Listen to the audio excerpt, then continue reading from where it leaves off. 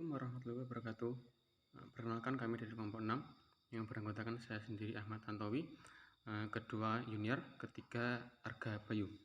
Kami ingin mempresentasikan makalah kami yang berjudulkan pengelompokan dan penempatan peserta didik. Yang pertama, urgensi pengelompokan dan penempatan. Pengelompokan dan penempatan peserta didik tersebut didasarkan pada keyakinan bahwa setiap peserta didik memiliki kemampuan yang berbeda-beda setiap individunya. Jika perbedaan antara satu peserta didik dengan peserta didik lainnya dapat diamati dengan baik, maka akan ditemukan perbedaan antara individu dengan individu lainnya. Perbedaan yang timbul dari kemampuan peserta didik ini mengharuskan adanya pengelompokan dan penempatan yang sesuai dengan kemampuan per individu. Namun layanan dengan pengelompokan dan penempatan secara terpisah dianggap tidak efisien dan membeda-bedakan peserta didik. Oleh karenanya, pengelompokan dan penempatan peserta didik didasarkan kepada persamaan dan perbedaan peserta didik, agar kekurangan pada pembelajaran dapat dikurangi secara klasikal dan sistem individual. Yang kedua, pengertian makna pengelompokan dan penempatan. Pengelompokan merupakan pembagian peserta didik berdasarkan karakteristik masing-masing individu dengan tujuan agar mereka berada pada golongan kemampuan dan kondisi yang sama untuk memudahkan penyerapan ilmu yang diberikan oleh pendidik. Penempatan merupakan tindak lanjut dari pengelompokan, di mana ketika peserta didik telah dikelompokkan sesuai dengan ketentuan-ketentuan yang telah disetujui, selanjutnya peserta didik akan ditempatkan sesuai dengan ketentuan-ketentuan tersebut.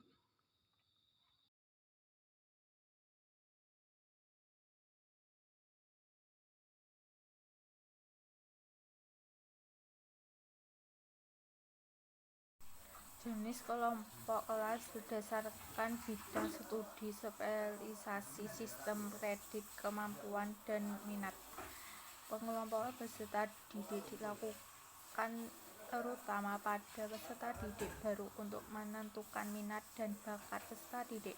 Adapun jenis pengolahan tersebut sebagai berikut. 1.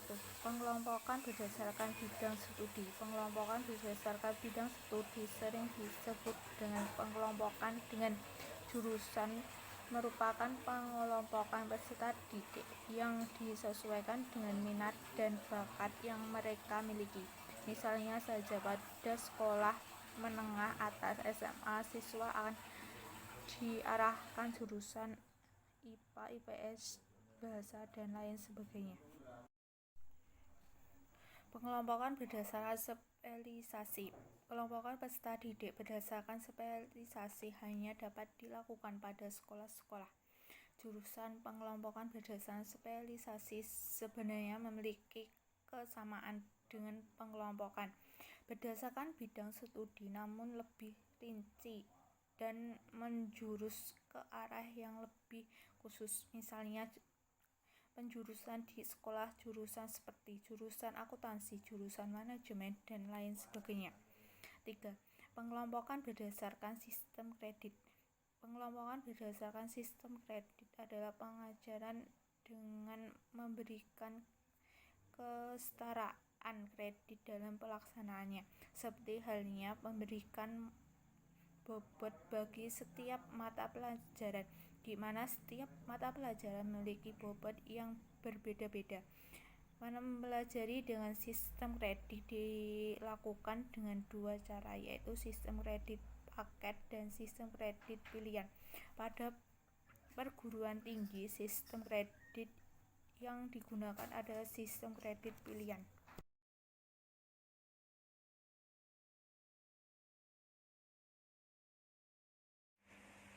Kelebihan dan kelemahan pengelompokan dan penempatan.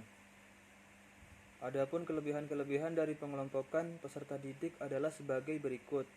Yang pertama, mendorong terjadinya sosialisasi antara peserta didik. Yang kedua, layanan yang diberikan pendidik sesuai dengan yang dibutuhkan peserta didik, karena lebih diarahkan sesuai dengan bakat dan kemampuan peserta didik. Yang ketiga, peserta didik dengan bakat yang menonjol akan segera maju. Kecepatan untuk maju ini didukung oleh pembinaan yang terarah oleh para guru. Yang keempat, waktu yang digunakan dalam proses belajar mengajar relatif dan fleksibel. Yang kelima, peserta didik akan lebih leluasa berpartisipasi dalam kelompoknya. Yang keenam, guru akan lebih mudah memberikan pembelajaran sesuai kemampuan peserta didik. Dan yang terakhir, peserta didik yang memiliki daya tangkap yang tinggi tidak akan merasa bosan dalam pembelajaran. Serta peserta didik dengan daya tangkap yang rendah tidak akan merasa jauh tertinggal materi. Sedangkan kelemahan dari pengelompokan peserta didik adalah sebagai berikut. 1. Sedikit kemungkinan peserta didik untuk maju secara kontinu karena peserta didik yang belum memenuhi standar kenaikan tingkat akan mengulang kembali seluruh materi yang sama di awal tingkat. 2. Pendidik harus dapat menyajikan persiapan yang berbeda-beda, di mana dibutuhkan rancangan pendidikan yang dikhususkan untuk peserta didik dengan daya tangkap yang lemah. 3. Peserta didik akan merasa tidak nyaman apabila digabungkan ke dalam kelompok inferior. Yang terakhir, peserta didik yang digolongkan ke dalam kelompok superior akan merasa tinggi hati dan sombong sehingga terbentuk bullying. Selanjutnya, analisis penempatan dan pengelompokan peserta didik di sekolah. Pengelompokan peserta didik adalah suatu upaya yang dilakukan sekolah untuk memberikan pelayanan yang maksimal kepada peserta didik. Pengelompokan dapat mempermudah peserta didik dalam penyerapan ilmu yang diberikan. Pengelompokan peserta didik menurut jenis-jenis pengelompokan bertujuan untuk membentuk peserta didik menjadi pribadi yang dapat bersaing di masa depan. Pada hakikatnya, setiap peserta didik memiliki kemampuan yang berbeda-beda dalam setiap bidang, sehingga pengelompokan dan penempatan yang tepat akan memacu semangat belajar peserta didik.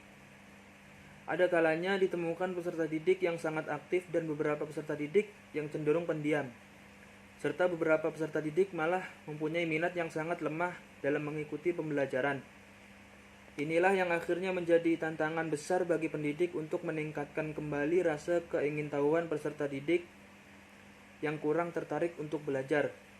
Sebab faktor peserta didik dan pendidik merupakan faktor yang berperan penting untuk menentukan interaksi dalam pembelajaran dan dapat mendapatkan hasil yang memuaskan.